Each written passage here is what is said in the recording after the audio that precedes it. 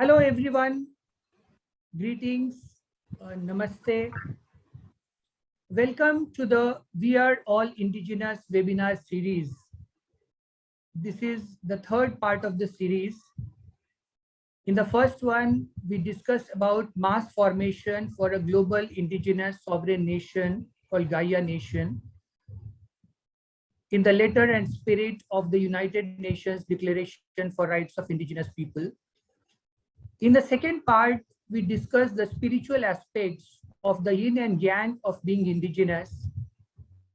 And in the third part, as we are here today, we're going to discuss about how do we reclaim the indigenous as the soul of humanity. I believe this is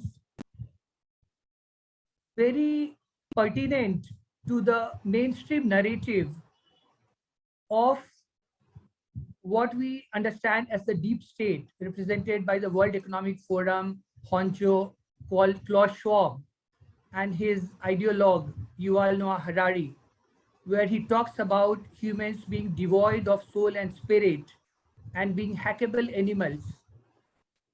That immediately brings to my mind that we subjected ourselves, we made ourselves vulnerable by giving up our indigenous identity and adopting the non-indigenous, which moves us away from being truly human, being sensitive, compassionate, sentient beings that we all believe we are.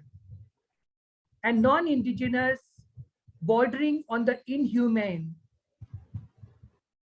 and even the insane, lends itself to the grotesque and macabre ideology of transhumanism, which many of us are beginning to find very revulsive as something that's dehumanizing, despiritualizing, and taking away our bodily rights and violating our fundamental freedom, our unsullied human dignity. On that note, I'd like to share a brief presentation on why I believe that we need to dehypnotize from the mainstream virus, vaccine, and pandemic narrative to a more broad-based discussion on what happens in the last 500 to 100 years and how the build-up towards what Matthias Desmet talks about, the increasing loneliness, disconnect, and loss of community bonds, the breakup of joint families around the world, atomization of the families, and even the mind, body, and soul are compartmentalized in the zombification of humanity. Then he talks about the loss of meaning making, which is also corroborated by number of Gallup surveys that people who do their jobs cannot relate to why they are doing that, why they are getting up in the morning and going to the office, going to the workplace and doing whatever they are doing. The third part he talks about is the free floating anxiety, where we are not able to put our fingers on the pulse, what's the source of anxiety.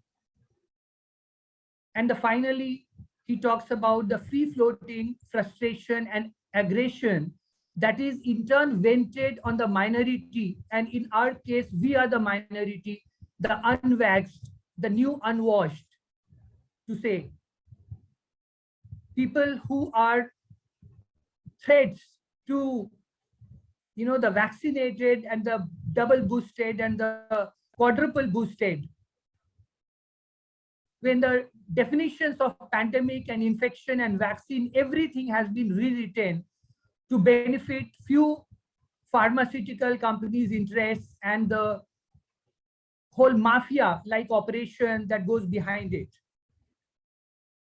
So I'll start with a presentation that takes us back to a history of the global indigenous movement.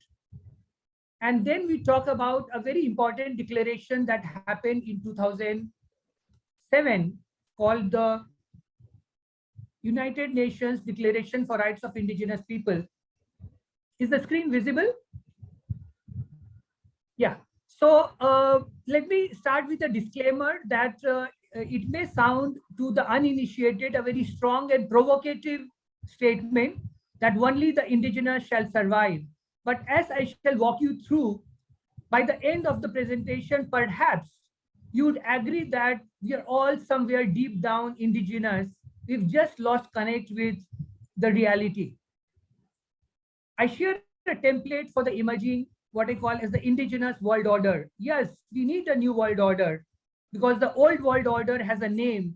It is totalitarian, it is non-indigenous, and it is inhuman. So I start with a question that was asked by Brazilian author and indigenous activist, Elton Krenek. And we all, somewhere deep down connect with it. All of us carry the memory of the day when the world supported all the people, feeding us, taking care of us, putting us to sleep with the songs of the birds, rivers, waterfalls, and forests.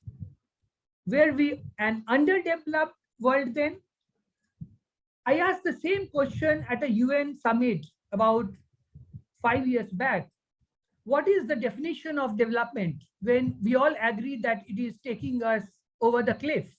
What is the meaning of underdeveloped, developing, and developed, which is used to define the global north and the global south? And the entire premise of United Nations is founded on this development paradigm. In reality, it is not development, it's a delusion to hide what I call as the real HIV pandemic of hubris, ignorance, and vanity. Alternatively, the human indigenous deficiency virus that is leading to dehumanizing and despiritualizing, words that I borrow from one of my fellow speakers on the panel today, Kim Knight, including this slide and few more to follow. So she talks about unnatural versus natural, a very clear and very simple definition of where we want to go at the crossroads, because lots of blinkers, lots of smoke screens have been created to keep us away from seeing the reality as it is. So do we really want a nature in harmony, beneficial, self-empowered, love, care, connection, what I call as mass formation for love and harmony? Or do we want to go on the other way of genetic modification, dehumanization, cyborgs, and despiritualized human augmentation? An illustration of where we are going wrong, correcting the narrative. We use erroneously the word globalist in place of non-indigenous, when we actually do not mean that globalist can't be humanist or globalist can't be indigenous. There is a notion of a global indigenous. As I walk you through the genesis of the global indigenous movement, in 1923, it starts with Chief Descaquehe of Iroquois Confederacy, who talks about the sovereignty of the League of Iroquois Confederacy and takes this proposition to the League of Nations against the state of Canada, but it is dismissed as a domestic matter. That was the early days of the global indigenous movement. Then about 50 years later, it's Grand Chief George Manuel who takes the case to UN conference on human environment in Stockholm, Sweden. And incidentally, on 2nd and 3rd of June, 50 years later, there is going to be a very important environment meeting in Stockholm on the same subject. So this is the beginning of indigenous participation in international environmental negotiations. There is a Stockholm Declaration, but that does not acknowledge indigenous peoples demonstrating the need for more organizing. Manuel founded the first modern pan-indigenous organization, the World Council of Indigenous Peoples. 5 years later, the UN conference with indigenous delegates start participating alongside nation states. There's discrimination against indigenous population in Americas and far-reaching repercussions of the Declaration of Principles for the Defense of Indigenous Nations and Peoples of Western Hemisphere. So it's still centered around the Northern American story, where greatest amount of mass killings and butcherings happen. 12th October, very emphatically, it moves from being celebrated as Columbus Day to the International Day of Solidarity with the Indigenous Peoples. And now comes one of the, I would say the biggest game changer in the indigenous narrative, Dr. Erika Irene Dies. And I'm surprised that very few of us are aware of who Dr. Erika Irene Dies is. Even I didn't know till some time back. This provided a space for indigenous peoples to substantially contribute to the draft of this epochal declaration called the UN Declaration for Rights of Indigenous People, which is a brilliant piece of legislature in progress. It was supposed to be made into a globally enforceable mandate. Dr. Erika, a very humanitarian, a very compassionate person, she dedicated her life, being a Greek native, to the indigenous cause from people around the world. She was one of the special rapporteurs. She set up the working group of indigenous populations, and she was also the founding chairperson of the United Nations Working Group on Indigenous Populations, which later on became the United Nations Permanent Forum on Indigenous Issues. So this is how I like to share quickly the making of the UN DRIP 2007 and how it can solve multifarious problems, including repealing the international health regulations, as well as the pandemic treaty and all the totalitarian tactics, the dirty tricks that are being unleashed by the deep state or the cabal or whatever name we want to call it. So indigenous sovereignty in the letter and spirit of the UN Declaration for Rights of Indigenous People as a political resolution of COVID crisis is what I'm going to share in the next few slides. So it was passed almost unanimously on 13th of September 2007, and the 4 votes that went against were rather reversed. So Australia, Canada, New Zealand, and the United States, all of them later on reversed their decision and supported the declaration. There were certain abstentions, and notable among them are the Russian Federation and Ukraine. Years later, the 4 countries corrected their vote.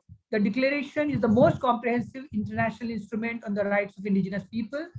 I've already shared in the paper that I have circulated called GAIA Nation, reclaiming the indigenous as the soul of humanity. I'm just going to highlight a few aspects that it took almost 3 decades of intense and complicated negotiations on some of very contentious issues like self-determination, collective land rights, and requirement of free, prior, and informed consent, which if we had maintained the sanctity and the dignity of this declaration, we would not have got into the COVID trouble to begin with. UN DRIP enshrines these 3 elements and has since guided developments on indigenous rights, though the mainstream media has very willfully ignored and overlooked many of the concerns, because very few of us, either out of our spiritual awakening or because we've been told so by the non-indigenous narrative that these are the 370 million indigenous people only who are aware of and who have been raising the flag. So indigenous people wanted to create a permanent forum as high in the UN hierarchy, but this was betrayed upon in the next about 2 decades, because what exists as the UN Permanent Forum on Indigenous Issues is only a vestige of what the original intent was.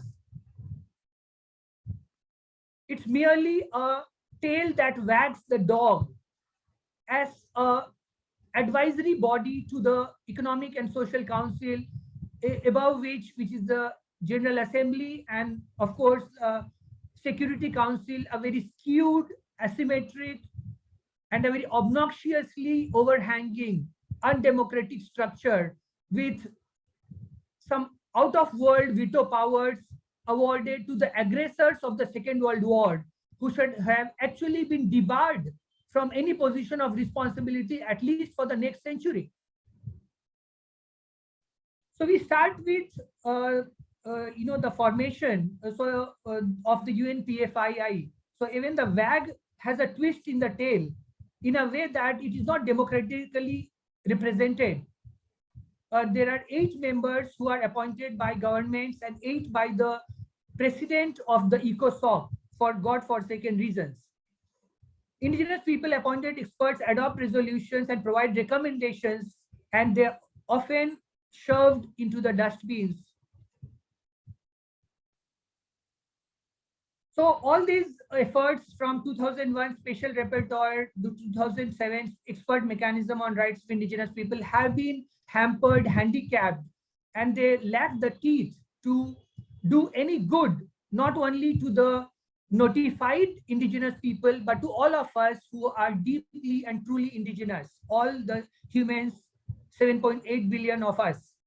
So challenging the prevailing discourse on sustainable development, very important point that I would like to highlight is that the indigenous people challenge the prevailing discourse on sustainable development, calling for recognition and respect for traditional knowledge, which has only come as a lip service from the Secretary General Antonio Guterres, from Noam Chomsky, and a number of other key influencers and decision makers and opinion makers.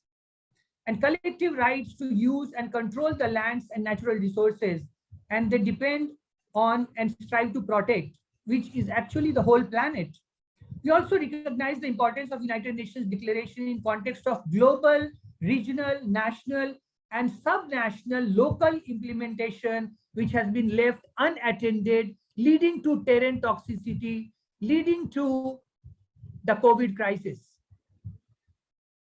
So very quickly, there is also the Universal Declaration for Rights of Mother Earth. And as I'll walk you through the preamble, it challenged the green economy and growth narrative, what we call as greenwash, and the 2030 Agenda for Sustainable Development, which was superimposed against the spirit and the ethos of what the Universal Declaration of the Rights of Mother Earth called for, and how it was presented to the United Nations General Assembly in 2012, a good decade back, but has been left in cold storage.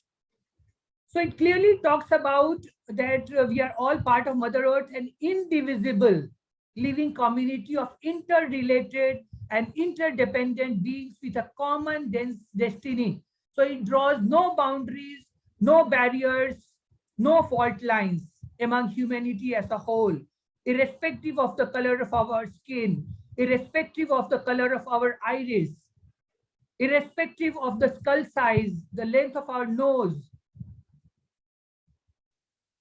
the kaleidoscopic variety of our art and culture, our dialects and languages. We are all indigenous at the deepest level of simplicity. This is what this declaration sought to establish in the mainstream narrative. So he talked about decisive collective action to transform structures and systems that cause climate change, which is being made as an alibi, as an excuse to push the depopulation agenda. But we have failed to hit at the root cause. Then comes the twist in the tail, which is a very obnoxious, inconsistent bundle of contradictions called the UN fact sheet on who are indigenous people. I'll quickly walk you through. It talks about self-identification, but then it superimposes that there are only 370 million. So effectively, it talks that 95% of humans are non-indigenous. So essentially colonizers or their subjects and slaves. So the questions that it arises, it talks about historical continuity with pre-colonial. So first you destroy the continuity and then you impose the condition that we should establish the historical continuity. So it talks about strong link to territories. Humans are naturally a migratory species, including the indigenous tribes which are notified.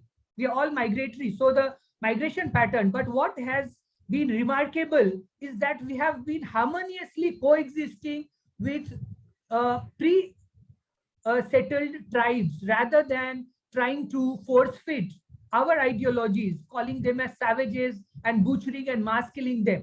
So that's the essential demarcation that the UN fact sheet fails to deliver.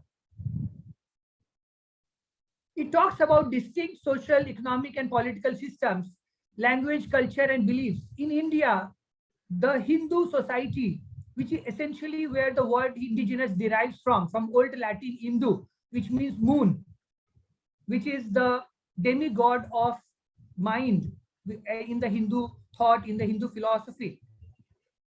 But we are not recognized as indigenous. Even our own government, which is a colonial structure, a so-called sovereign nation state, doesn't. So I'm not defending the sovereignty of the nation states. I think that's a wrong branch to bark on.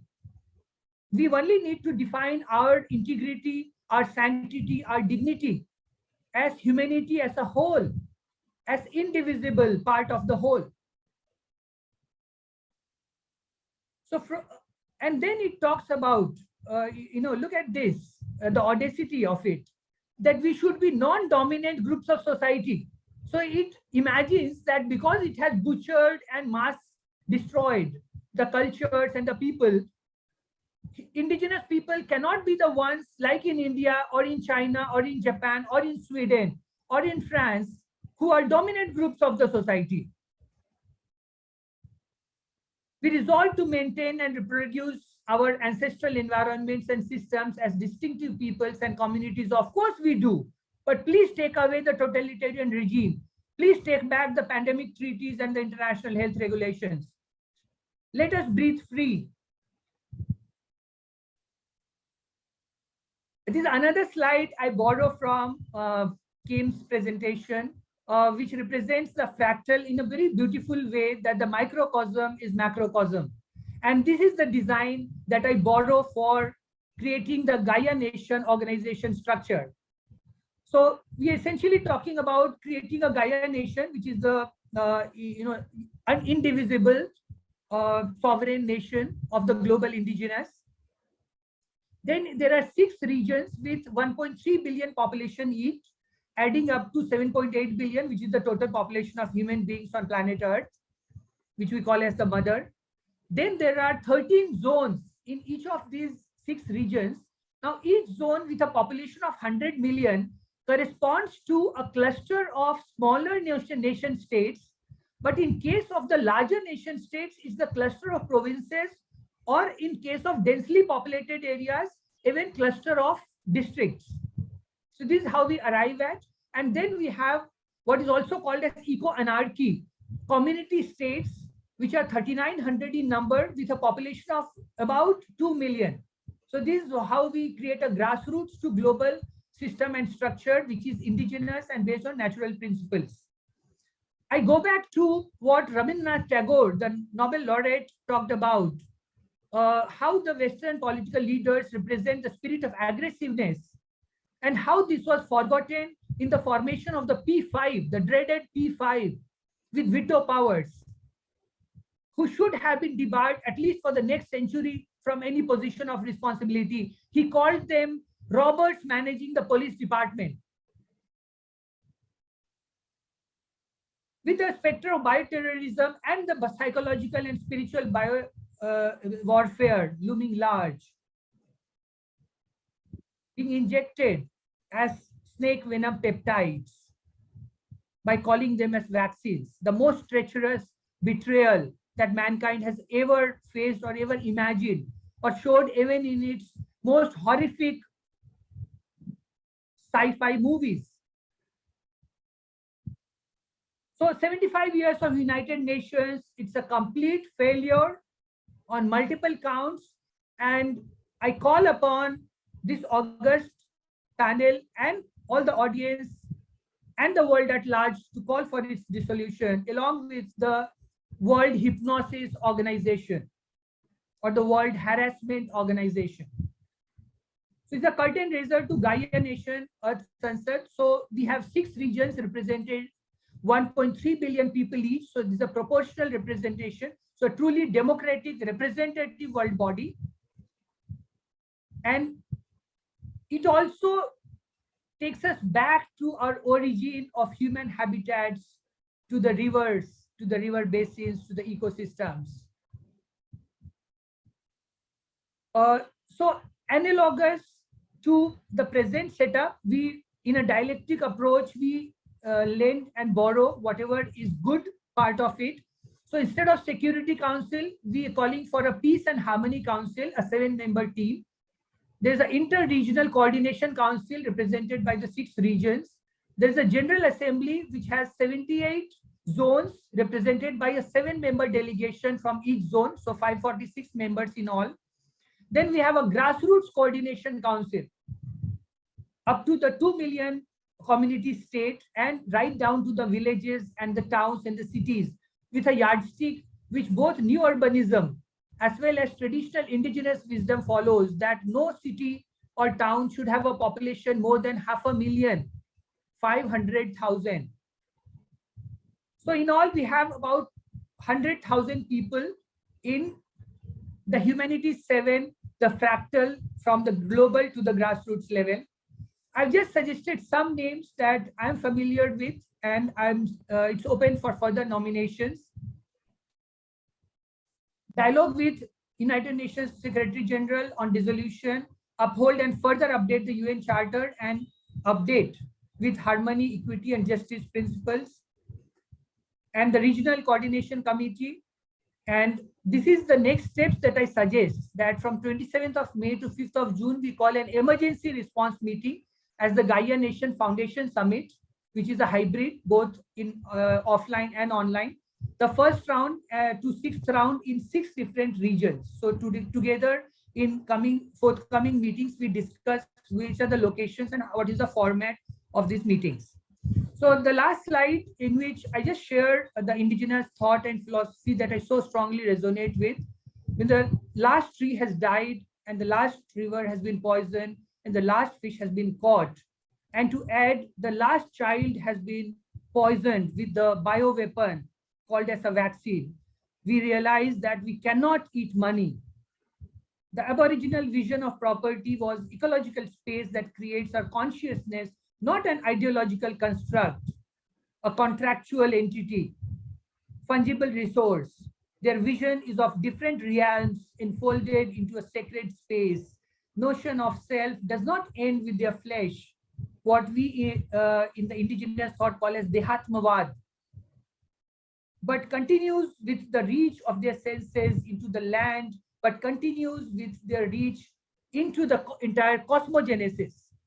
So with that, I end my presentation, and I now introduce our 2 eminent, distinguished, and very powerful speakers.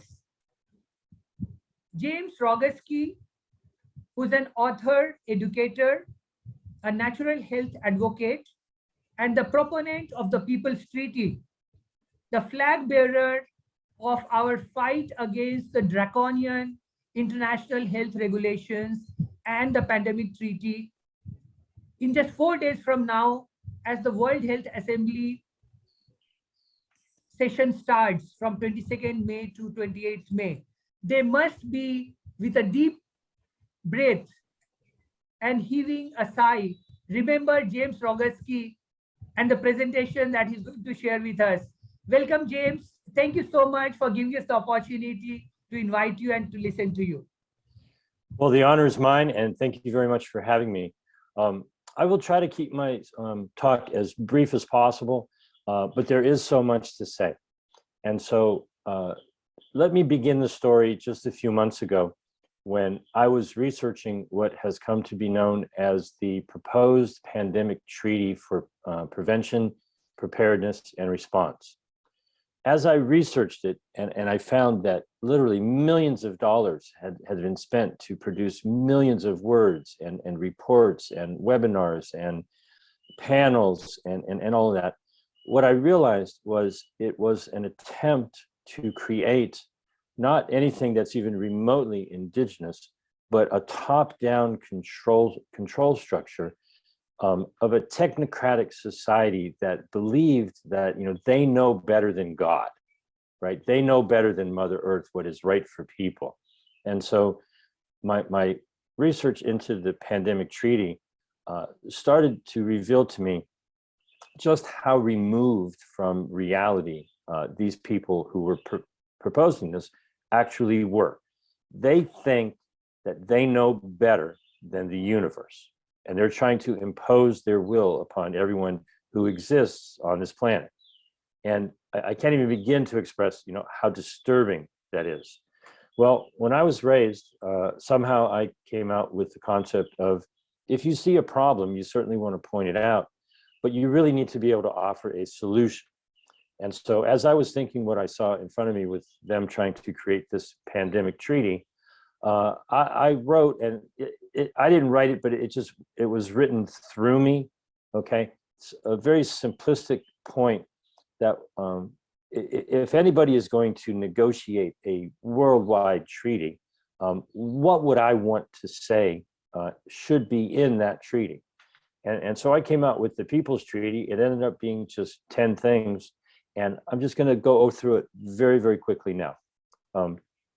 Number one, government or mind control, if you really look at the word, they do not get to suspend our inalienable rights because there's an emergency. Number two, the good of any nation or any society has to be built upon the rights and the benefits that are enjoyed by each of the people. You can't take away people's rights and have that benefit society. Number three, obviously, they have done so, but bureaucrats do not have the right to deny potentially life-saving medications to anyone. Number four, the right to refuse a treatment if you feel that it is wrong for you is an inalienable right. No one can be forced to do something that they feel is wrong for them. And discrimination based on your status of whether or not you wish to do this or that treatment is just clearly wrong. It's discrimination, and it's just not to be accepted. Number six, clearly lockdowns and quarantines of healthy people is simply wrong. Now, if someone is ill, any ethical, reasonable, person will of course quarantine themselves. The last thing anyone would want to do is to spread that illness to someone else. And when we are ill, that's what we feel like doing naturally. We don't want to go out into a crowd of people. Next, everyone has the right to their own opinion. You may or may not be correct. Someone else's opinion may be more factual. And it's the discussion that enables that to come to light. One that our society has put upon us, which is just patently absurd, is guilt. True guilt cannot be legislated or contracted away. The absurdity of saying that you can enter into a contract with someone and they can harm you or harm someone else and get away with it is just absolutely absurd. And government officials maybe will be necessary to start and declare an emergency to take immediate action. But the people have to be the ones who decide when that emergency is over. Now, I don't know about you, but right now, I certainly don't feel panicked. I don't feel like, the sky is falling and we should be living in fear. And what I've learned through these past few months of focusing on this is all the way back in Roman times, the name that was given to the person who was put in charge during an emergency was the person who would bark the orders and tell everybody what to do and get things done. And they would dictate their orders. So they were thus known as a dictator. And you really can't have a dictator unless you have a state of emergency. And in Roman times, for the most part, when the emergency was over, the dictator went back to their normal life and the emergency subsided. Now, recently I had my 62nd birthday, and my birth date is the 24th of April. And so naturally I gravitate towards the number 24. And so the 24th article in the Declaration on the Rights of Indigenous People for me, it resonates, and I'm actually getting a little chill down my spine as I'm about to say this. Article 24 in the Declaration of Rights of Indigenous People is that Indigenous people have the right to their traditional medicines and to maintain their health practices, including the conservation of their vital medicinal plants, animals, and minerals. Indigenous peoples have an equal right to the enjoyment of the highest attainable standard of physical and mental health. And so these are things that to me are obvious. If anyone is wanting to have an international agreement of any kind, these are obvious. Now, I published this. You can go to thepeoplestreaty.com and you can read it and far more, not because I thought it was ever going to be, put in place as a treaty, but because I felt that, these things are obvious. And what has happened is our education system and our environment has caused people to forget that these things are inherent. And on the page beyond these 10 are many, many, many, many more. And so someone asked me, they said, Jim, when is how are we going to get the People's Treaty ratified? And it really struck me. Okay, I mean, it was an honest question. It's a normal question, but that's not the point. Okay, the point is these freedoms, these indigenous rights, if you wish to use the word indigenous as a parallel to inalienable rights. Okay, this is the treaty that you make with your creator when you are born and you come to this earth. This is not a treaty that you beg some organization or you beg some other man, to give you and bless you with these rights. These are yours by birth. And what I have learned is that people have forgotten that that's what it means to be on this planet, is that you have these freedoms, the freedom to travel, the freedom, to pick a fruit when it's ripe, the freedom to, live in harmony with everyone else and everything else. And so what I find in America, especially, right, is a pride in our Constitution, right? It's a well-written document. But I've come to realize that just about every single American has it backwards, okay? They say, oh, the Constitution protects our rights. And it's like, no, you have those rights by birth. The Constitution actually is when the founding fathers said, maybe it's better to actually give up some of our rights so that collectively our nation, can interact with the rest of the world. Because if we're each individually trying to do that, it gets very confusing. And so the Constitution of the United States, and thusly every other constitution, is not something that protects your rights. It's something that exists because you gave away some of your rights for the betterment of the situation where it's not each individual person.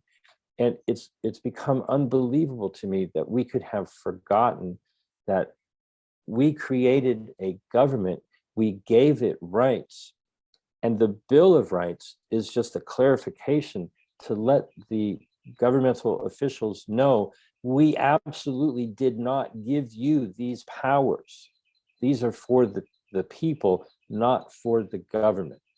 And so to come around full circle, what I see happening right now with the amendments that have been proposed to the international health regulations, okay?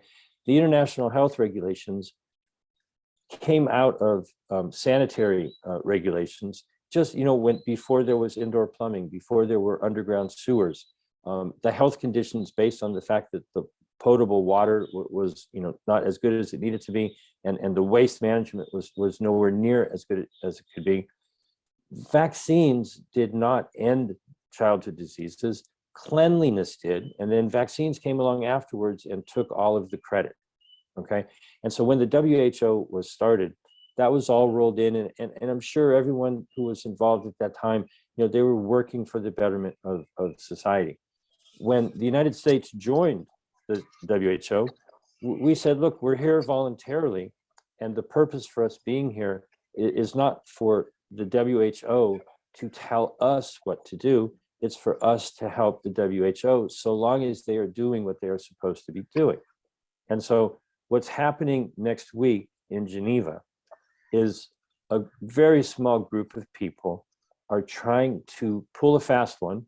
They're trying to trick the world because the world has been hypnotized. As you said, the World Hypnosis Organization or the World Harassment Organization is attempting to trick people into giving up more of our inalienable indigenous freedoms and rights. And I just encourage everyone to read a very simple document. The amendments to the International Health Regulations is only it's only 9 pages long. There's 4 pages of cover letter, and there's 8 or 9 pages of changes that are just absolutely evil. If you read them, you just feel dirty and you just want to go swim in the river or something and clean yourself off from it. And they're likely to pass, okay? They're likely to pass because people have forgotten that you are responsible for yourself and for the earth and for the benefit of everyone else. But there are those who want to take those freedoms away, and they want you to voluntarily give them power that they absolutely do not deserve. And so I encourage everyone to wake up from your dream, wake up from your slumber, wake up from the hypnotic trance that you're all in, and look at this really simple thing. A small group of people in Geneva are trying to trick delegates from all around the world to voluntarily give up the right to decide whether or not there is an emergency in their own nation.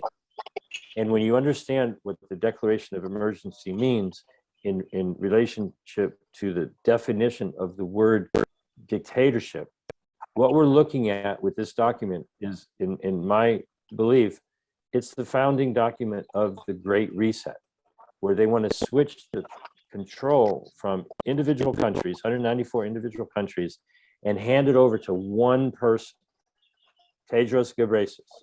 Now, even if the person in that position was a combination of Jesus and Buddha and Krishna and the saint of your choice, I still would not want to put all control in that glorious being, because each one of us are different. And each one of us, is here with the freedom to decide what it is that's right for us. And there will be a 6-month period after the next week where, if they approve these amendments, every nation on earth, it is astonishingly simple if it's not difficult to achieve. The rules, according to the WHO, are that if your nation's foreign minister or your president or premier, by whatever name that they are, who is authorized to just do anything that involves diplomacy, if they just merely write a letter and say to the WHO, no, thank you, we refuse to give this authority to you, we reject these amendments, that is the simple act that we all need to focus on going off into the next 6 months, where you just simply say, I deny the fact that you think you can trick me into giving my freedoms and sovereignty over to you.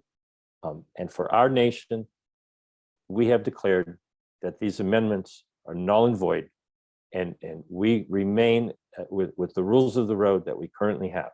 And so going forward, my only goal is to get people to awaken to the fact that you were born with all of these rights. And the only way you lose them is that you forget who you are, you forget where you came from, and you just give them away to someone else. And if you're asleep enough to do that, hopefully you have a friend who can awaken you by just showing you what they're trying to do. I honestly think that this is an opportunity to take what they think is going to be a great reset and turn it into a great awakening, with one light bulb going off in each person's head, at a time, so that one by one, we all wake up and realize who we are and why we're here. And thank you so much for having me. Such a pleasure, James. Thank you so much for walking us through to the danger ahead that lies just 4 days away when the pandemic treaty and the international health regulations are going to be put to vote. Our next speaker, who brings in an altogether different perspective, a much bigger picture, and she is root cause analysis and lifestyle medicine coach, an excellent systems thinker who gets to the very deeper simplicity. She's also a spiritual practitioner and teacher and founder of Art of Health, where she conducts various programs towards awakening and towards creating spiritual progress. I just like to share a few words from her that happened in our correspondence. So she says, as far as the crisis facing humanity, the good news is more and more people are waking up. I think it is good to remember that the crisis is part of the impetus for the waking up. When we break down, we break through. It is not a fun thing to experience, but sometimes necessary. Thank you so much, Kim, for gracing the occasion, for giving us the opportunity to listen to you.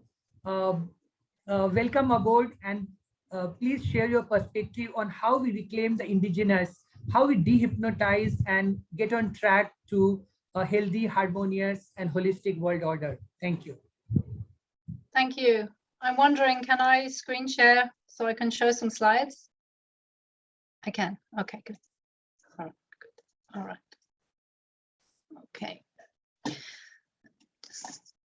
Right. Okay. So, as I just want to start off by saying that I really see myself as a mouthpiece. I'm no one special. I've just learned a lot of things from a lot of very, very wise teachers, and really I'm just sharing their words rather than my words. And just last week I was on a training with my teacher, and he said, one of the things he said was, there is only one race, the human race. And I find it interesting that you've been talking about indigenous and non-indigenous, and I just don't see it like that at all.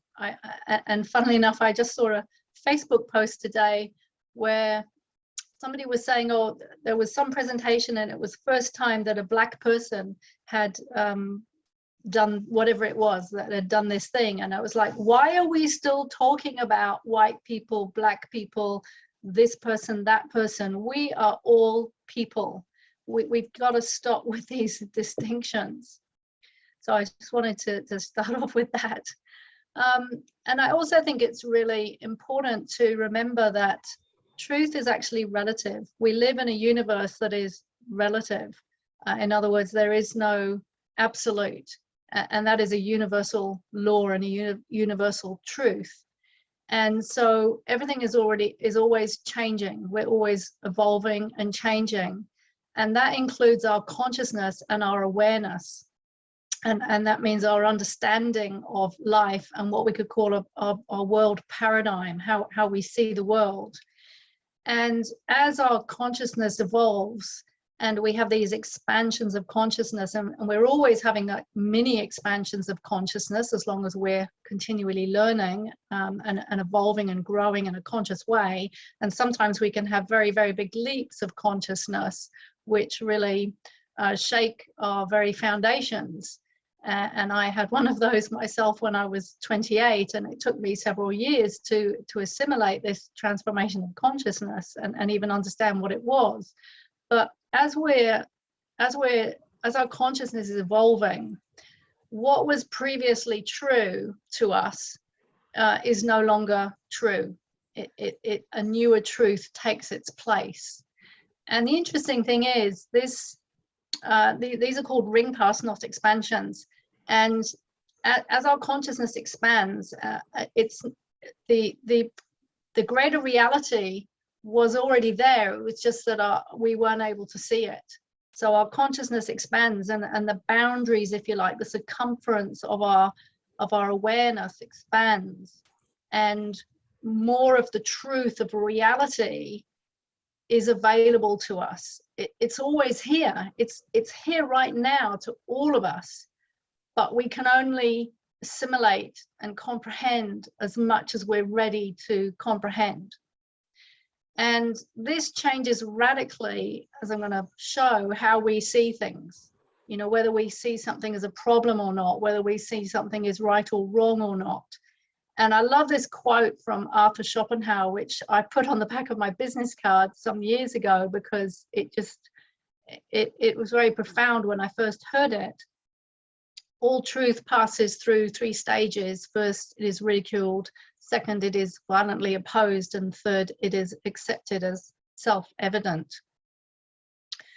So we as humans are in generally what we could call a duality consciousness. And in order to really solve our problems, as I'm learning from my teachers, we have to rise above, like getting in a helicopter, and we have to go above where we see everything below that we've been seeing as right or wrong or good or bad. And as we get in that helicopter and we go up above, we see a different perspective, and we see things clearly, and that then allows us to find the answers and the solutions to what we're really, you know, the problems that we're wanting to solve. And I remember my very, very first Qigong teacher that I met in 2000, and he said, you know, humans think they're so clever, but actually we're still in kindergarten. And in the grander scheme of the universe and where humanity is on its journey of evolution, we are still in kindergarten. But with all our inventions and all the technology that we have, we just think we're so clever.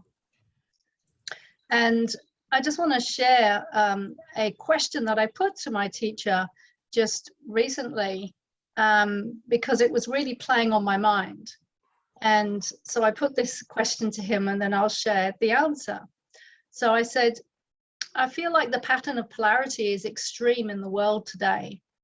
In other words, you know, right or wrong. To me, it seems like there's a battle of materialistic extremism going on versus a journey of spiritual enlightenment. And really we could call that, you know, on the one hand, we're moving from, you know, down into more and more materialism, and on the other hand, moving more up into spiritual realms. So I said, on the one hand, we seem to have a small but powerful group of elites who, through plans of the Great Reset, WEF, Agenda 2030, transhumanism, AI, VR, metaverse, you know, this is where they're wanting to take us. You know, digital virtual reality, to live in these metaverses, medical discrimination, 5G takeover, developing life on Mars. You know, Elon Musk says that the only way that human civilization is going to survive is if we populate other planets. I said, it feels like the sci-fi movies of the past 20 years are coming to life. And I mean, it really does, if you look at the movies that have been made in the last 10 years. And that we're now living in these movies. It's like these movies have come to life. On the other hand, it seems to me there is the evolutionary movement of spiritual personal development, wanting to, you know, move into meditation and inner seeking and harmony and seeking unity consciousness, etc., etc. Please, can you comment on this state of affairs and how you understand them from a unity consciousness enlightened perspective? And basically what he answered was, and I can't remember it all, I actually need to go and watch it again, but he said, you know, the reason that you're seeing this polarity so strongly is because you're in polarity. You're still in polarity consciousness. And it's not until you reach a greater state of unity consciousness that you will see things differently.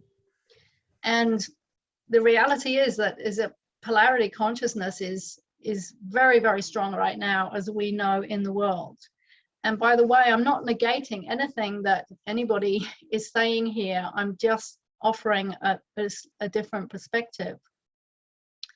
And what I've been learning, you know, through these teachers that I've been learning with, is that when it boils down to it, we're talking about living in either a state of ignorance versus, or living in and from a state of ignorance versus a state of wisdom. And the problem is that we're unaware until we become aware.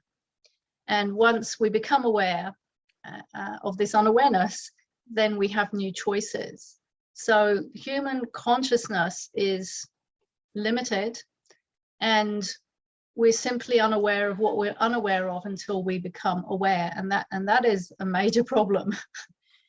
And what we're actually ignorant of, if we boil it down to two major things, is the reality of who we truly are, that we are spiritual beings on an evolutionary journey of consciousness, and also the fact that we're here to grow, excuse me, and to evolve and to serve and to evolve from this duality to unity consciousness.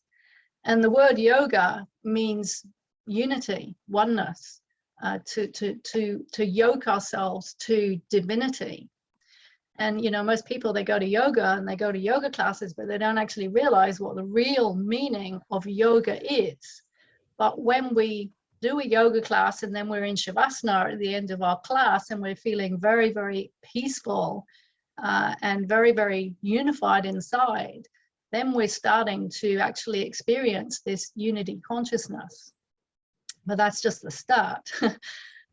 So the problem with humanity is that we have distortions in perception that we don't even realize we have. And this is because we're operating mainly through our five senses, you know, eyes, ears, etc. And when we're operating through just these five senses, we're operating through what in the system that I've been training in is what we call unhealthy patterns of consciousness. And you can liken these patterns of consciousness to wearing a pair of glasses where inside the lenses are these patterns of consciousness, and we're seeing the world through these patterns of consciousness, and we think that what we're seeing is true or right or wrong or whatever, and we don't realize that actually we're distorting, or reality is being distorted because of how we're seeing what we're seeing. But as a result of seeing through and operating through these unhealthy patterns of consciousness, we will think a certain way, we will feel a certain way, and then we will behave a certain way, because our actions come from how we think and feel and believe, you know, and what is in our consciousness and our unconscious. So, as you mentioned at the start, Chandra, I'm very interested in root cause. I'm a root cause analysis coach, and I love getting to the root cause of illness and problems. And this is just a bigger version of this, right? And the interesting thing is, often what we think is the root of the problem is not actually the root of the problem, and we have to dig deeper. And really what we're talking about here is digging deeper to discover and change these patterns. And I just want to share what are called the 10 fundamental patterns of consciousness, or unhealthy patterns of consciousness from this system. And we could say that all humans are operating through these patterns, and they, what's the word? They color every thought, every feeling, every action. And the thing with patterns of consciousness is that we have to get very, very honest. It takes a lot of honesty and a lot of courage to face our patterns, to own our patterns. And we have to also become very, very, well, much more mindful of when they're at play. And the problem is they're like transparent. Often we talk about transparent beliefs, which sit in the unconscious and we operate through them. But because they're transparent, we don't see them. So we have these patterns of consciousness, and if we were to summarize all of them in one sentence, we would say that the human consciousness wants to seek benefit and avoid harm, seek simplicity and avoid complexity. And that causes us to see and act in certain ways. And if we just take polarity as one of the patterns, just as an example, this is very, very clear. It's like right, wrong, good, bad, vaxxed, unvaxxed, control, freedom. But this is still seeing life through the pattern of polarity. And that is always going to, it's always going to lead us in a limited direction. And as one of my teachers always used to say, nobody ever wins a war. And he used to talk about how, you know, he did many years of Aikido and became a black belt Aikido. And one of the things that was the major premise in Aikido is that you don't fight your opponent, you get them on the same side. So the problem is when we're operating through these unhealthy patterns, even if we have all the goodwill in the world, it can still end up causing problems and causing harm. So no matter what the solution is going to be, we're going to have to work on dissolving these unhealthy patterns. And my teacher once says, everyone in society is at the mercy of patterns. Human society is a culture of patterns, and it's only when patterns are transformed that true progress in life is possible. So the problem is when we're operating through these patterns, which are, you know, ignorance, we end up ignoring and overruling the laws of life, and we lose the natural way. We lose harmony with ourselves and with others and with the planet. And we just keep creating ongoing havoc, like a Groundhog Day movie. And even though we keep coming up with different solutions and thinking, oh, well, this is going to work and this is going to work and this is going to work, if we're continually operating through our patterns, we're just going to create more problems. And the problem with these patterns is that, yeah, as I said, is that they create problems in all areas of life, and it's time for us to wake up and really do the work that we need to be doing. And what is really going to help us do that is to understand that one of the keynotes of ignorance of these patterns, which actually we call the false self, is that we try to solve problems through external seeking. I hope my internet is okay. It's just come out with us saying unstable. Yeah, so we're trying to solve our problems through external seeking. So going outwards and, you know, into life. And as all spiritual teachers have been saying for centuries, eons, our job is actually to go internal. So the keynote of wisdom and the true self that we're truly seeking is to seek internally for the answers. And this is what all teachers have been saying. They've been saying, these spiritual teachers, is go within. And Paramahansa Yogananda, who wrote Autobiography of a Yogi, says human conduct is ever unreliable until man is anchored in the divine. So the only way out is in. And that's hard work. It takes hard work, which is why a lot of people are not doing it. A, because they don't even know that they have to do it, right? Because they're unaware. And B, it takes a lot of patience and persistence and perseverance to do this work. It's 2 steps forward, 1 step back, fall down, get up.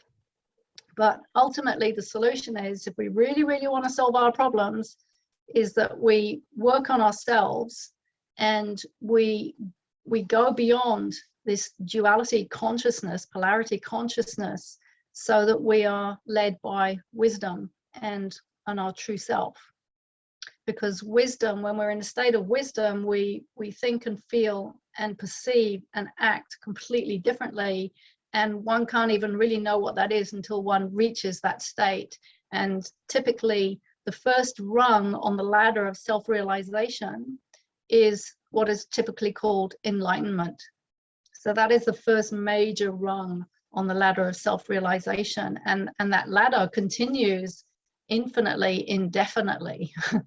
But once we reach a wisdom culture, then we will be operating very, very differently. And because actions have consequences, the results are going to be very different and hopefully much more positive.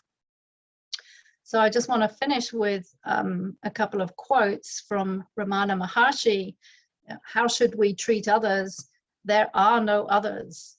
We are all one. So there is no indigenous, non-indigenous. We are all one. And our main goal in life is to turn within and realize the self. And I liken this, and this is just, you know, my personal experience, is that turning our consciousness inwards, to bringing ourselves inwards through daily practices of meditation or qigong or whatever it is, because there are many, many different practices, you know, that are all leading to the same destination, is it's a bit like a tanker that is going quite fast on the sea, and you want to turn it around. It doesn't happen straight away. It's quite a feat and a task to turn a tanker around so that it's going in the other direction. And every day I have to work on, you know, continuing to turn that tanker around. Takes a lot of dedication and commitment. So that's really what I wanted to share. I hope it's useful. But for me, more and more, I just see that, you know, I can't get drawn into these right-wrong arguments anymore. The main work that I have to do that will help change the world, bearing in mind that on a quantum level, everything is interconnected. We're all in this soup together in consciousness, that every person who does this, it changes the quantum field, it changes the consciousness of humanity at a collective level. And so this will work, but it's going to take a lot of work. Thank you so much, Kim. That was really very thought-provoking, particularly because you delineated indigenous and non-indigenous as another divided line, and we certainly don't need more divisiveness in the society, where I fully agree with you. It very deeply resonates with me. At the same time, what I'd like to emphasize is that the duality itself gives rise to the non-duality. What I mean is that there is an expression of our indigenous self and of the non-indigenous when we violate the laws of nature. So it could be an internal struggle for every individual. I never mean it to be a category according to race, according to, you know, ancestry, or by any other yardstick that have been used by United Nations. I actually debunk all that as you know, subversive, as divisive.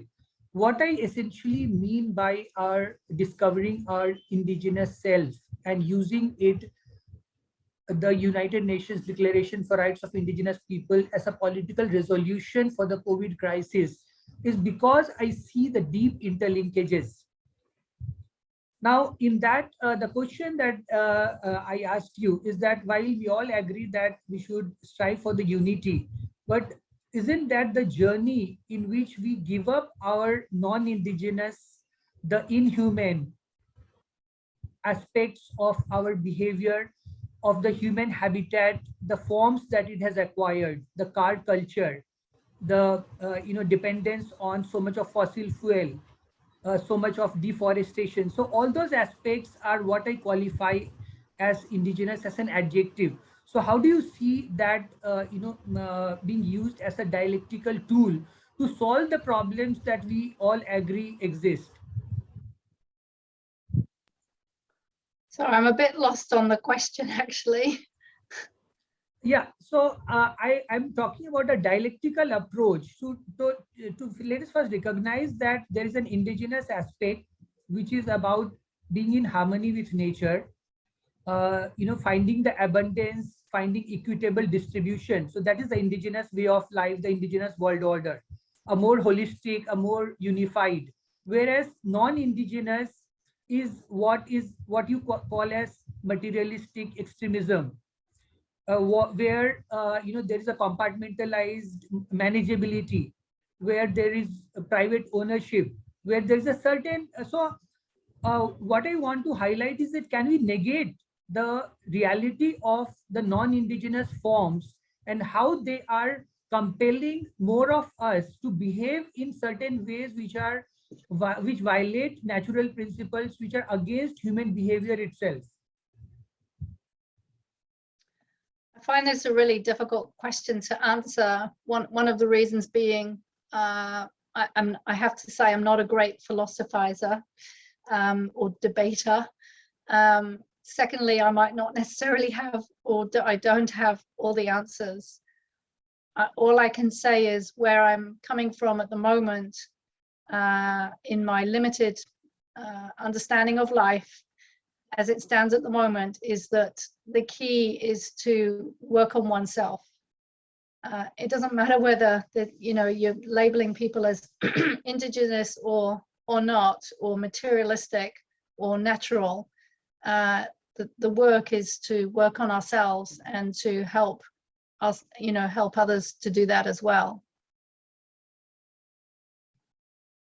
Yeah. I'd like to put the same question to James on how do you see this being a tool for a political resolution of the COVID crisis? I do agree with what Kim just said. You can't fix the world if you're a mess, okay? Now, that's not to say that everyone is actually capable of fixing themselves, because you first have to realize you have to have that awareness that there is a better you. There is a better place that you can be. And we're all on a different step in this journey. And so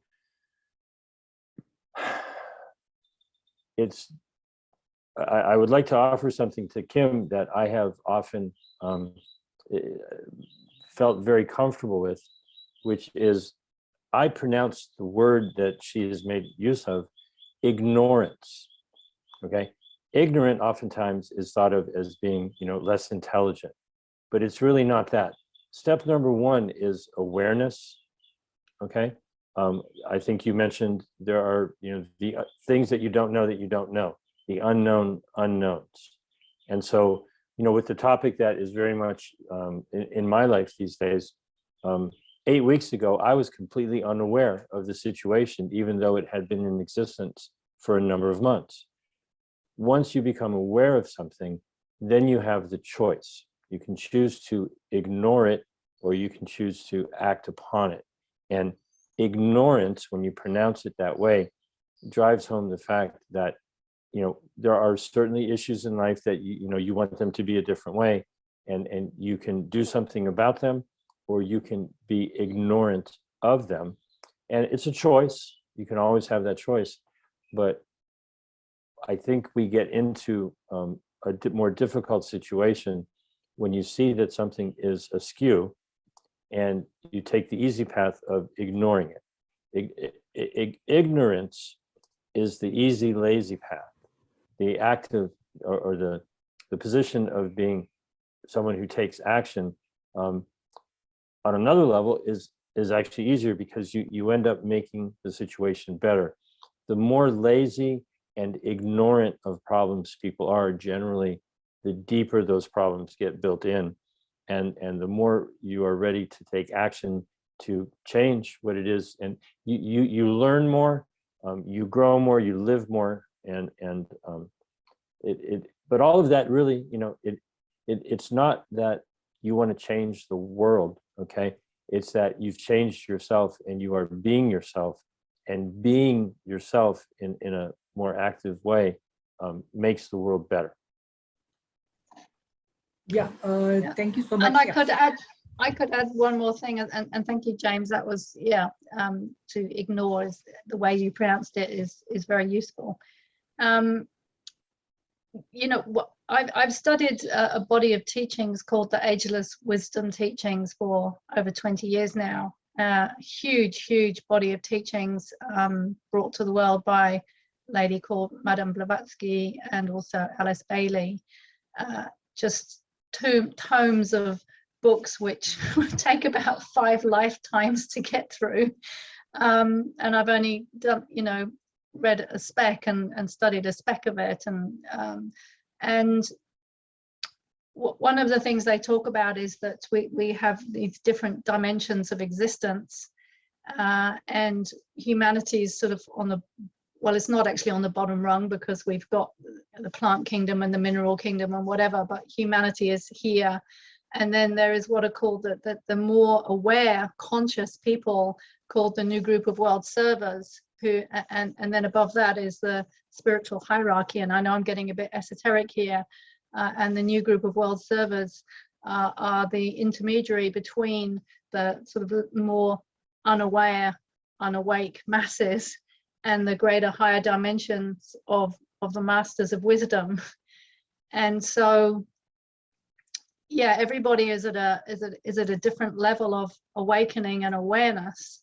And they talk about the fact that on this journey of evolution, we go through different initiations, or as we reach a certain level of awareness and consciousness, we pass another stage of an initiation.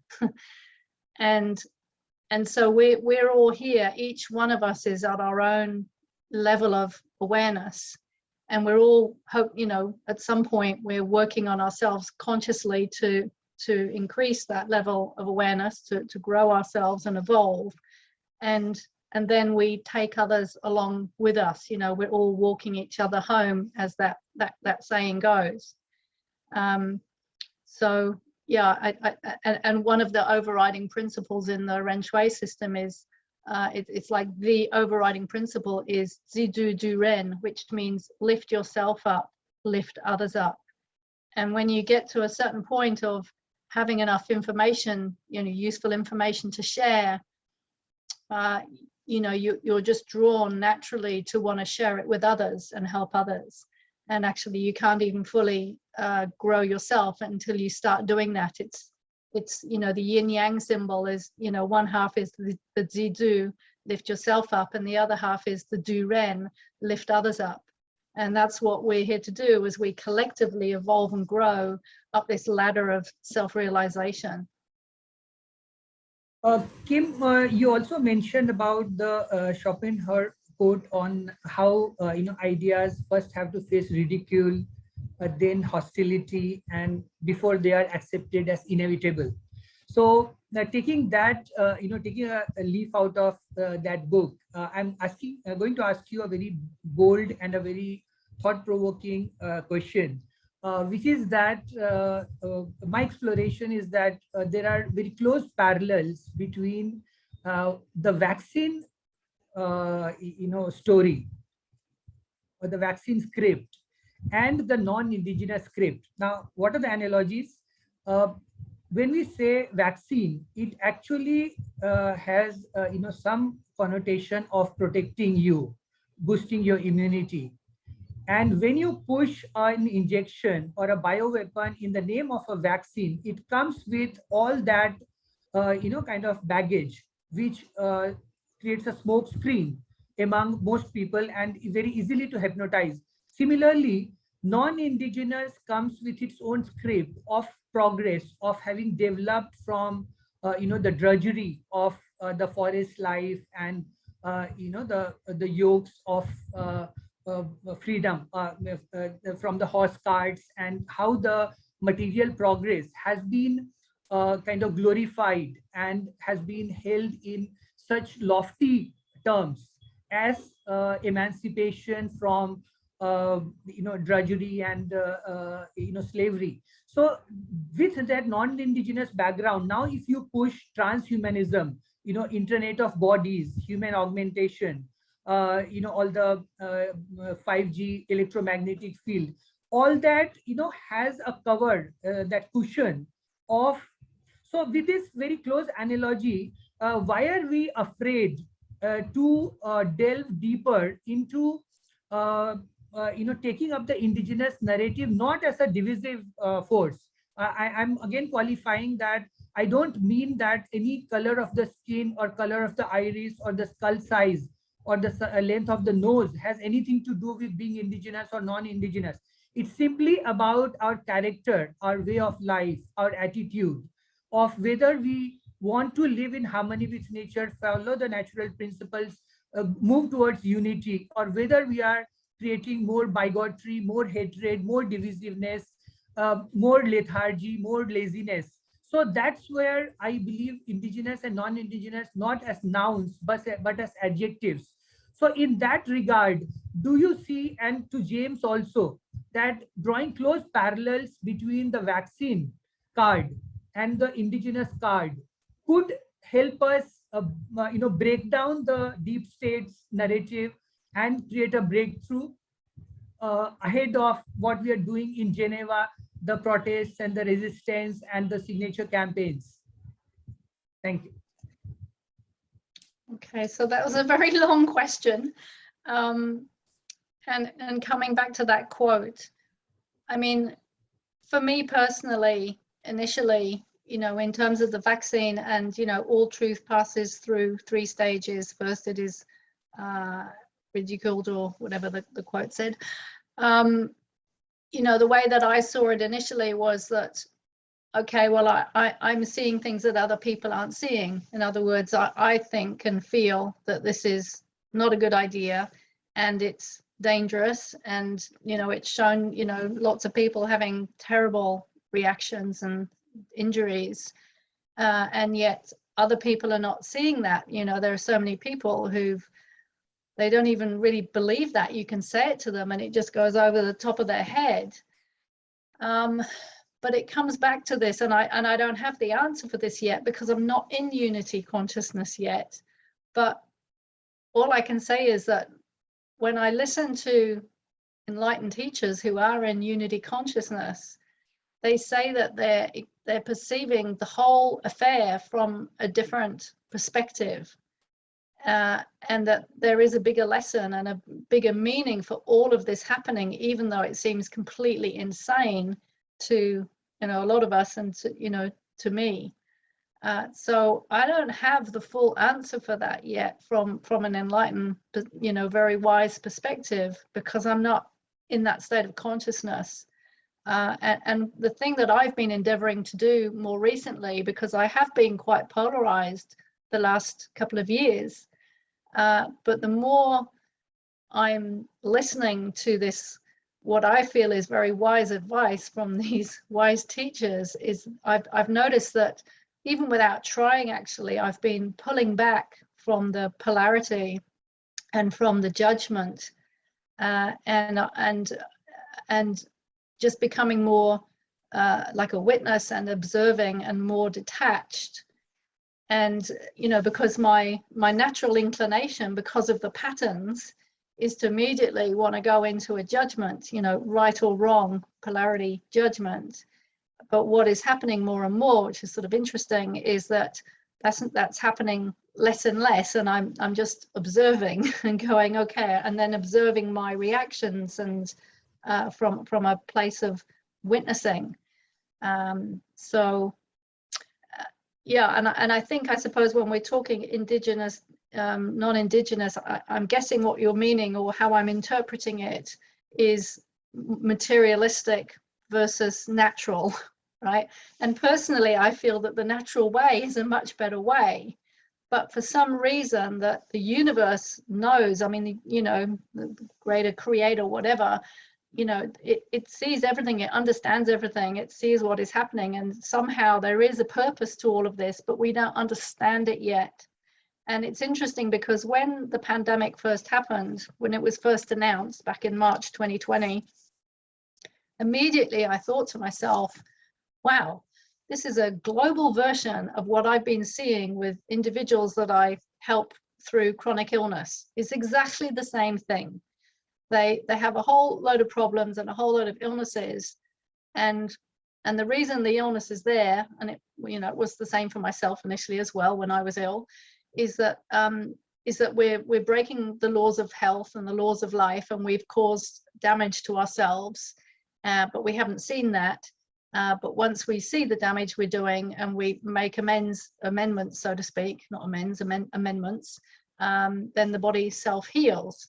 And so I really saw that what is happening collectively in the world is the same as what has been happening individually, because we've gone so off track. We've lost our natural state. We've there's a saying, what is natural has become unnatural, and what is unnatural has become natural. And that is a major problem in the world today. We're so off track. So we've lost what is natural. We're busy and we're stressed, and we've become so materialistic. And so, it just couldn't continue that way. It's not sustainable. So the universe, in its infinite wisdom and love, said, right, we're creating a global virus. Because, oh, by the way, I forgot to say that the thing that I've worked with people, as a health coach, is with viruses, right? So the way that I always describe it to people that I'm working with is that they have a whole load of stress that's built up for many years, usually, before they get taken down with the virus. And because their body has become so out of balance as a result of these years of trauma and unhealthy habits and not taking care of themselves, and just putting the body into a state of disharmony, the body then very intelligently opens itself up for a opportunistic virus, so that it brings that person to a halt. They get really, really sick and they have to stop. So we've got a collective version of that now. We have been brought to a halt. And I remember when it first happened, when it was first announced in March, we had a training a month later with our Qigong training, and our teacher said, so, that the universe has brought, life to a halt. Is humanity going to get the lesson? And then 6 months later, we had another training, and he said, has humanity got the lesson yet? No. And the truth is, we still have not got the lesson. We're nowhere near getting the lesson. There's a lot more work to do before, we really understand the bigger picture of what is going on here. So thank you so much. We're all part of that bigger picture. And on that note, I'd ask the same question to James in a more specific way. Do you see the indigenous card as an antidote to the vaccine card, and the UN DRIP 2007 as a political resolution to the COVID crisis? Before I move to my co-hosts, Daryl D'Souza, and to Professor Sanjay Sharma.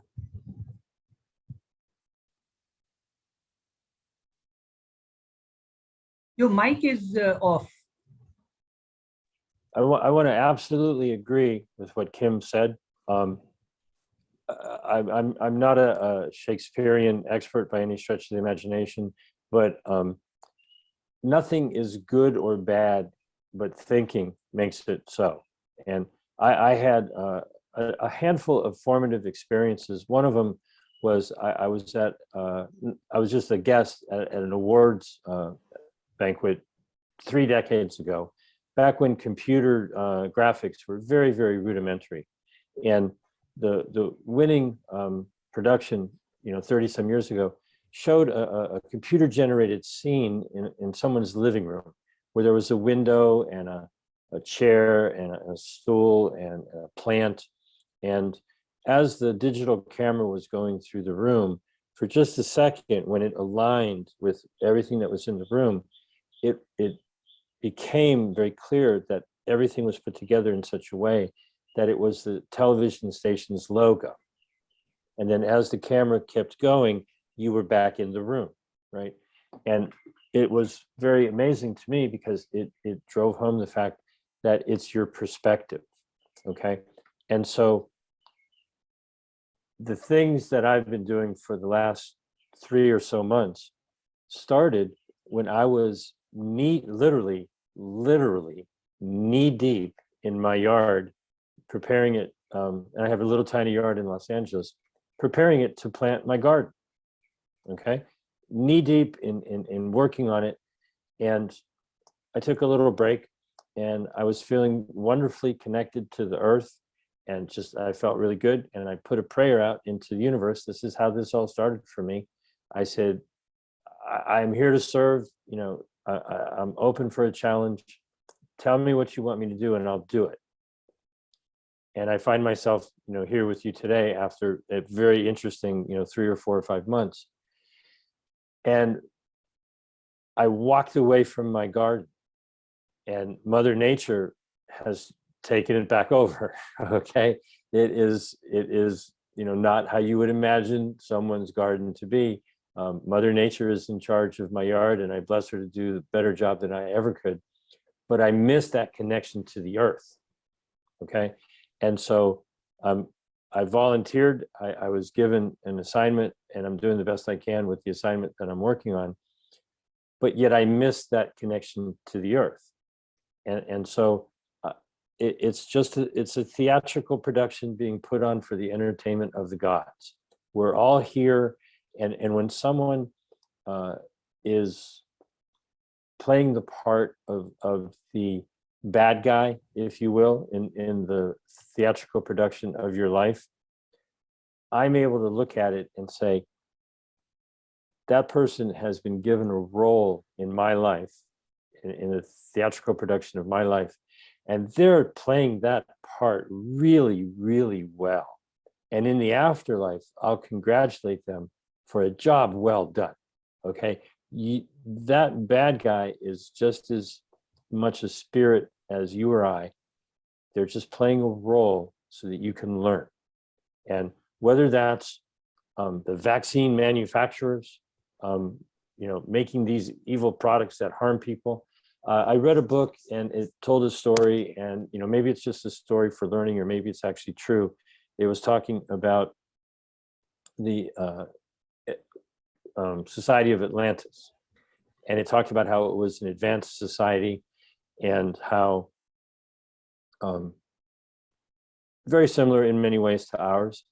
And the thought that it left with the idea was that possibly the spirits that lived through that time in Atlantis, many of them were doctors and many of them were patients, and they had an interaction in that life.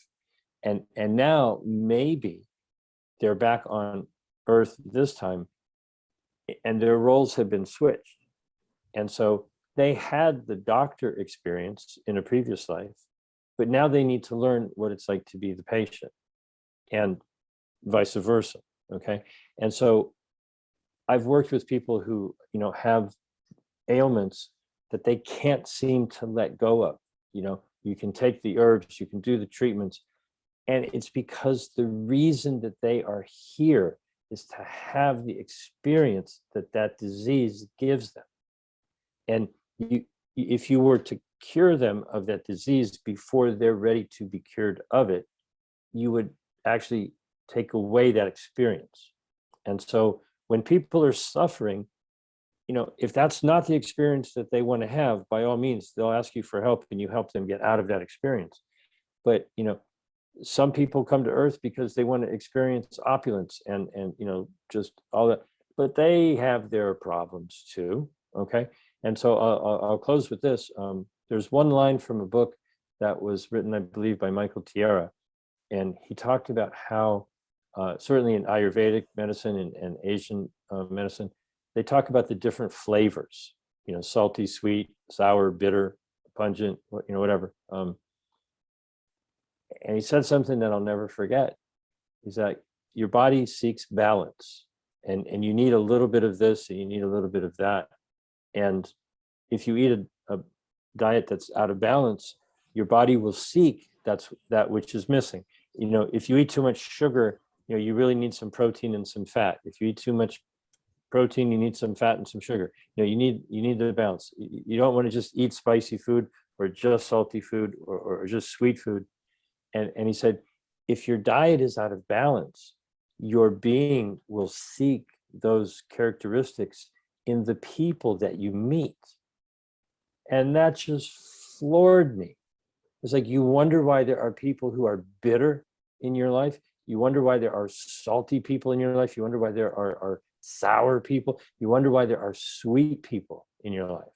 Okay. And I began to look at it. It's like, well, if I'm getting the nutrition that I need in a balanced way, then the people around me will be a variety of balanced people. But if I'm lacking something in my diet, it might make me attractive to that which I'm, missing in people and in personality. And I stopped eating as much sugar, and I found that I was surrounded by sweeter people. Okay. But you don't want to be surrounded just by people who are sweet.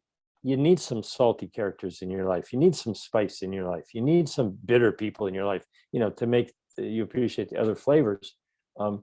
We're here for the experience, and for those who want to live in the city and be disconnected from the earth, that's a choice. And if you only do that, I miss being in my garden, but here I am with you, and I'm online, and I'm doing all these things. It's an experience, that's what I'm choosing to do. It's what I'm meant to do right now. But there's a part of me that wants to go back into the dirt. Okay. And so it's a journey. And for those people who their path was that they were going to be the guinea pigs who taught us a lesson, that maybe some of us already knew and we didn't need to learn that lesson, but they needed to have that experience. I'm glad that's not my path this time. I'm glad I'm on the path I'm on, but I realize that that's where they're supposed to be. So I hope that ties it together. There's a certain aspect to if someone is self-described indigenous native person, that's their choice in this life. They on some level chose that. If they chose that they struggle to improve the situation in that system, that would be the way I would tie those things together. That spirit decided to come into life and have that experience, to share that experience with people, whether it be having to do with vaccines or having to do with where and how they live and interact with the earth and the rest of humanity. We all make that choice. We come down to earth. We have the right to live our life the way we live it. And if each of us can respect how the other person has chosen, the people who are given roles in a Shakespeare play, they are not that role. They are playing that role. They're having that experience. And you just say, man, you're being the best indigenous leader, that one could imagine. You are playing that part spectacularly. Or you're living in a high-rise tower in the middle of Manhattan or Hong Kong or somewhere, and wow, you're really doing that really well. That's wonderful. You could have fooled me. I thought you were a spirit just like me, but look at you. You're playing that role. And I just honor everybody for being who they are. Yeah, thank you so much. Finding the balance is the key. And within ourselves, there is an element of indigenous and non-indigenous is what I would like to again portray it as, rather than just taking a more race-based or political kind of definitions. So I now invite my co-host Daryl D'Souza. He's also spiritual teacher, educator, and integrative medicine practitioner. He's also a founder of Earth Keepers Connect. Daryl, your perspective and questions, and then Professor Sanjay Sharma, our other co-host, who's a head of civil engineering department and one of the leading activists working on environment and river rejuvenation. Thank you, Just Chandrika. before you talk, I'm so sorry to interrupt, but I have to go. I'm so sorry. Okay, fine. Yeah, it's late here. Thank you so much. Yeah. It was such a pleasure to have you on the panel. Yeah. Thank you. Thank you very Dean. much. Lovely to Thank meet you you. all. Thank you. Thank Bye. you. Bye-bye. Okay, bye. So yes, I would like to, make a few statements and then, get into a couple of questions. And I would have so loved for Kim also to be there, but especially for this first statement, as you mentioned, Chandra, yes, I've been, a spiritual teacher for over 10 years. I speak at the World Parliaments on Spirituality also. And I've given very deep messages for humanity. Some of those recordings are there on my YouTube channel. And so at least I would say that, I am not, if I have to make a statement in the spiritual space, I'm at least not waiting for a higher power, a God who is going to come and do and solve all of these problems. Because there's a statement that I made, and it goes no man has ever seen God, but men have seen God in men. And no man has ever seen the devil either, but men have seen the devil in men. What that means is that, this God, the God spirit, right? It's an energy that can be embodied and is embodied in so many men and women and children across the globe. And likewise, the devil, is also an energy, an embodiment. People try to give it shape and form. So if they want to talk about a good God, then they have this grand old man with, a lot of white hair, floating in the clouds. And the most popular version of the devil nowadays, which is getting more and more publicized, is this animal-like being which has got horns and it's got like a animal's head, and they call it the god of the Cabal, and it's called Baal. So I'm sure none of the people in those places have ever seen that god either. It's kind of and there are histories and eons of years of history behind it, and some will say, well, that represents reptilians, and then they will say, the gooder part, the more beings that are helping humanity now are more spiritual beings. And if you look at the history, you will find the Pleiadians, you will find Syrians. They almost look human, and they have our kind of body, and they have amazing energy. The Arcturians. So in this space, what I see is, on the planet there are these two energies, and so a very small group of people have decided to partake in the more controlling kind of energy, which I would call, a darker side. And the reason I would call it a darker side is because it is only when you have very deep knowledge of the natural laws of God presence in everything that is around you, whether it is yourself or the animals or the birds. If you listen to the teachings of Jesus, which are there in the Essene Gospel of Peace, or the Jesus and the Essenes, you will see him talking of the five angels of creation of God as earth, water, fire, air, and space. He calls them angels. And that also matches with Ayurveda, which says that everything in the cosmos is made of these five elements. It's just that the proportion of those things change. So in a rock, you would have more of the earth element. In blood, you would have more of the water element. It is that this deeper understanding of everything that is participating. And to understand that, it requires very deep knowledge and very deep evolution to understand every expression of God. For example, let us at least take this whole planet, leave out the cosmos. If we can, like Tim said, we are in kindergarten. So at least in this kindergarten, I think is, the first thing is to understand all the expressions of creator, prime creator, God, whether you want to call it a male or a female, it's all around us. And so that is a lot of deep awareness and, the path to enlightenment. And for those, and in that, there's a lot of freedom and love, and creativity is, boundless. And so then what happens is that when there's so much freedom, certain things may go out of line and away from natural law. And that's why certain other energies come in with a more dominating, controlling kind of, attitude, who are not so in line with what is natural in the world. And they build their controlling systems. So starting with, the indigenous, there's a presentation that I've done in our video, Making New Earth, and it starts with the indigenous. And just, I mean, for a minute, I would just like to share a couple of slides. So, it makes sense, what I'm talking about um, here. Can you all see the slide? Uh, yeah. Yes. So this is, the other indigenous people local to their lands who lived in, their own self-sufficient organic communities, zero carbon footprint. And if you see all their structures and living systems, they are all made of these natural 5 elements. Okay. And after the civilization is gone from that place, everything goes back to the earth. Yeah. And there is nothing left behind.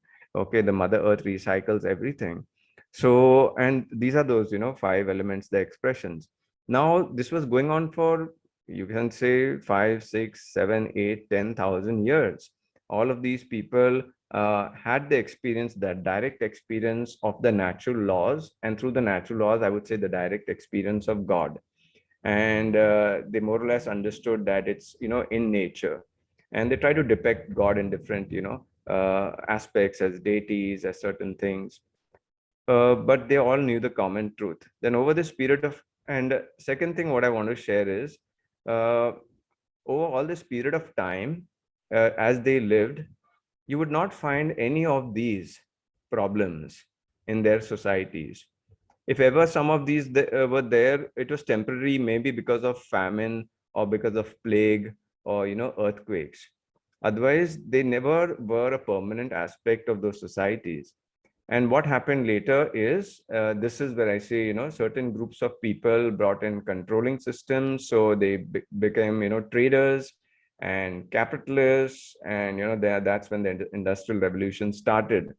And in this, they started digging a lot of holes in the earth and taking out a lot of, minerals, natural, non-renewable resources. And we've had a 200-year run of this.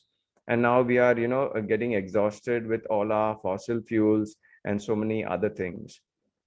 And yeah, so basically what has happened is they took away, our natural systems. I mean, we had the right to our natural systems. We still do. The smart people will still go and grow tomatoes in their garden. Like I harvested some from my garden this morning itself, right? Because for many years, I bought into that lower system, their system of making, products and putting a lot of chemicals in it. And so what happens is they built a control system, and we left tomatoes in our garden and went and started buying from their companies. So kind of wealth transfer happened. And this is what we are seeing in the world today. All those systems were implemented in universities, and then finally you have what is called modern civilization, which all of these resources that have come up on the surface of the earth have come at a cost of making equal or more holes into the earth, and taking away the non-renewable resources. So this is where I bring in that point of, earlier we were natural and indigenous, we loved the land, we respected the natural laws. But then we had some, you can call them colonizers, or people with the new technology telling us how to live, and bringing us new candies, air conditioning, cars, and all of that. And some things are comfortable in life, but if it destroys your planet, then obviously it destroys the indigenous way of life and shortens your lifespan as well on this planet. So I won't get into deeper things. This is amazing, presentation, and it talks about what this mindset of controlling people did over the last 200 years, just to keep development the way they wanted. And mind you, they are gone into high gear right now with 5G, deciding, how changing our DNA so that we become their property, putting aluminum and graphene inside our bodies, magnetizing our bodies, so that when they put on the 5G grid and change the frequencies, they can run our bodies and magnetize our bodies and make us behave in that way. So for me, the main key point is, unless we show every common person on the street what has been done, and you can call them different names, you call them cabal, you can say that yes, the Rothschild banking system was the first big corrupt thing that started making a control system on the planet. Then you can get into Rockefeller medicine and all of that, and those are names. But basically right now I want to talk of that controlling energy. If and I urge people to watch that video on you just Google it up, making new earth, you'd find it. And the most important part for me is for people across the planet, for the common man to understand that how his consciousness was hijacked, how he left doing indigenous things in his backyard and started going after these people. And the resultant is we have a medicine system now that is a fake medicine system. We've got a packaged food system that is killing us and making putting toxicity in our body. We got a money system that is fake. We got an education system taking out jobs and products and services that are destroying the planet. Yeah. So people need to understand that this is what has happened over the last 200 years. And how can we trust the same kind of people? And so their modus operandi, their sciences, and the way they behave is all clearly out now. And I think people should understand that they have to come out of those controlling systems, which are all our, metro cities, get back into the countryside, and basically do bring back their indigenousness by starting to have their own water security by rainwater harvesting systems, or doing their wells, doing their organic farming, bringing their medicine back to them, bringing their education, circular green economy, local products and services, plant-based things, and getting these things back. I think that's a very important part of the solution. So all these things, and yes, the spiritual aspect also, when you go back to the land, then you connect once again with nature, you're closer to God. And God speaks to you through the plants, through the soil, through the elements. So I think that's a very important part of coming out of this COVID crisis. And it's only once we get back to the land and we start looking at our natural laws and the local laws and reclaiming our indigenous things that were hijacked. You see, we did not leave them. We were kind of hypnotized. The world hypnotized. WHO is still in the high gear of their program. But I think people have have learned a lot of lessons now. They are in a tight spot, and they are open to ideas that brings them their freedom and their securities, all of this: water, food, job security, and healthy living systems. So yes, we are poised at a very, very good thank you, place Daryl, now. so much. Professor Sharma also has to leave in about 3 o'clock. He has another engagement. Thank you so much for the very motivating, thoughts. I think the upswing in channelizing energies in the direction which will break the hypnosis and lead us to rediscover the beauty and the the value or the preciousness of what we left behind by either our ignorance or our oversight. So thank you so much, Professor Sharma. Welcome. Please Yes, share your perspectives on, yeah. Chandra, you see, I just invited the field activist, Mr. Sachin Gupta also. Can we just give him a minute to Yeah, say? please, Sachin, most welcome. Please share your video, Sachin, why don't you share? Yeah.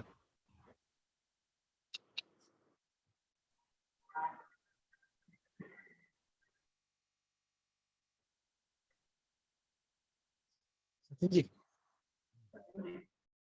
Salam to everybody. Actually, I earlier wanted to say something, but after listening to last four speakers, I believe everything has been really put into perspective and everything has been really stated out loud. I would not take too much time, but uh, uh, with my analysis, I have just come to a conclusion, and you guys can correct me if I'm wrong. It is two sides of the coin. It's right now the Asuric Shakti versus the Devic Shakti, the devil versus the goodness, the matter versus antimatter, the Shiva Tattva versus anti-Shiva Tattva. Both are the sides of the same divine, and it's just a balance going on, and it's a very natural balance. Anything will come up, will go down, anything will go down, will come up. And one has to very soon, later or sooner, choose, make a choice globally, which side of the coin they want to be, on the dark side or on the, as in on the evil side or on the righteous side. And absolutely the biggest guru of the world is Prakriti, the nature, the Bhagwan, the Bhumi, Gagan, Vayu, Agni, the Panch Tattva. faster we go to the guru, the faster we will be able to alleviate and relieve ourselves from this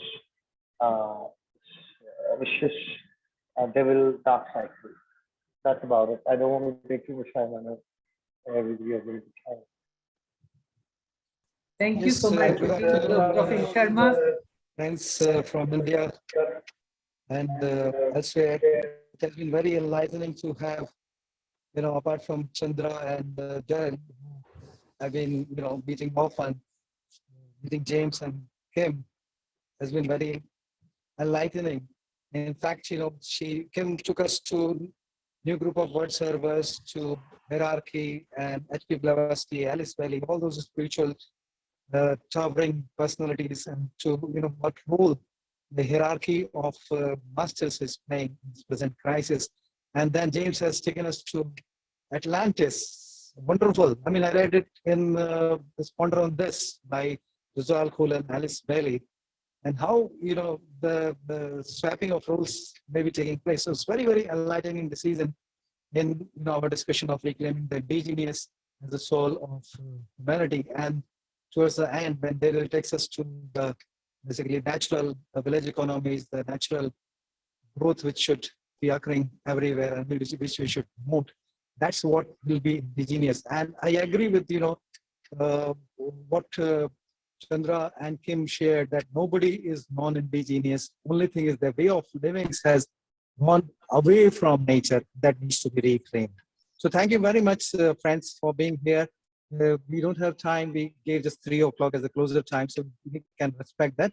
And we need to, hear James in much more detail. As he said, he has many things to share, and it may take much more time. So we I'll request Chandra to organize probably a bigger session where we can hear Mr. James. Thank you very much. Thank you.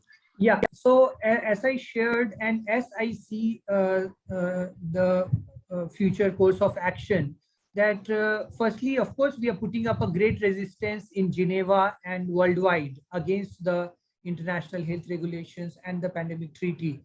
But at some point of time, we may need to create the parallel structures, whether this is one of the ways or there may be better ways, is something I'd leave for all of us to together explore. Thank you so much. Anyone would like to share some closing remarks, or we close this session for now? I just want to say thank you. I'm honored that you asked me to speak tonight, and I look forward to more in the future. Thank you so much. Yes, Welcome, James. Chandra, I would like to make 1-2 statements in ending, right? Like you mentioned earlier, these World Economic Forum people, and especially what is coming out so strongly right nowadays from Yuval Harari. Yeah, they are still, these controllers are still in their mode of trying to tell us what works and what does not work. But what they are doing is just forcing their own thoughts upon us, which are not our own thoughts, and certainly not our understanding of, even we have right now the solutions to all our problems. It's very natural, it's very organic, it's decentralized, and, it is everybody gets a lot of freedom, love, cooperation, collaboration, understanding the natural laws, and treating Mother Earth the way she is designed to be treated, because she's designed to support life in a certain way. And that is what we are getting back to. We are not people lost in the desert or in a jungle, and we need directions from these maniacs who do not know the meaning of natural law. They do not know the design, function, purpose, or capability of the human body and the human psyche. They have all failed in understanding this, and therefore they come up with this assumption that they need to, bring these new technologies and to control us in different ways with AI and all of that. And they are so stupid not to realize, after declaring their grand plan of depopulating the earth from 7.8 billion people to 500 million people, people across the world have obviously seen amazing, beautiful civilizations thrive over 500 million. right? And it's been happening for decades. We know the truth about it. It's manageable and it's doable. And we also know the truth that it is you guys who have come and messed up things over the last 200 years. So we're certainly not buying your, bluff. And all of this nonsense, I hope the humanity comes together and more people implement the solutions and find a way of collecting all of these guys and putting them up in mental asylums or rehabilitation centers. I think that's the second part of the program for the future of this planet. So that's the message I want to put out to everybody. The solutions are there. We do not need help from any of these hi-fi sci-fi guys who have been basically programming us with all of their like Kim talked about all these movies that have come out in the last 10-20 years. So I would request people to research the word on Google, which is called predictive programming. How all these these maniacs have kind of put most of humanity in a spell to believe that this is the way of life, and we just need to cast that aside. We need to just go back 2-3 generations and bring back our roots and our natural and beautiful way of living. That is indigenous, and that's why this indigenous movement is so important. It is the solution for the entire world, this approach. Thank you. Thank you so much, Daryl.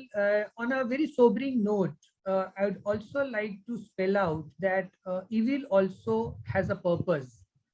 And the purpose is that it brings back the good back on track when they go far astray, they lose their way. So that's the larger design, and that's what Kim probably also indicated in terms of the unity of opposites. So once again, for everyone, indigenous and non-indigenous are not categories that I bring the dialectic that I'm trying to explore uh, to divide, rather to bring out the best in ourselves, to see that when we were indigenous, and which we are in the deeper sense, we were healthy, happy, as Krennic says, that we were not undeveloped when we could listen to the singing of the birds and the the rivers and the beautiful pastoral life. All that had its own rhythms, which made us far more sane, far more healthier, far more harmonious. And having lost our way, I'm sure that with the kind of upsurge, the kind of coming together of minds and hearts, as this panel discussion has witnessed, and with more and more people joining in, we will create the mass formation for love and harmony, and once again have a happy ending and a new beginning for a healthy, harmonious, and holistic world order. Thank you so much. Namaste. I see the divinity in all of you and in everyone, all 7.8 billion of us, including in people like Klaus Schwab and Yuval Noah Harari. Thank you so much. Sir, thank you for organizing Thank you. such a beautiful, enlightening, and such a comprehensive talk. Thank you so much to you. Yes, thank you, Chandra. Thank you so much. Thank you, James. Thank you, Good night, Professor everyone. Sharma. Thank you, Thank you. Professor Sharma. Thank you, SG. Thank you, James. Thank you, everyone. Bye-bye. Good night.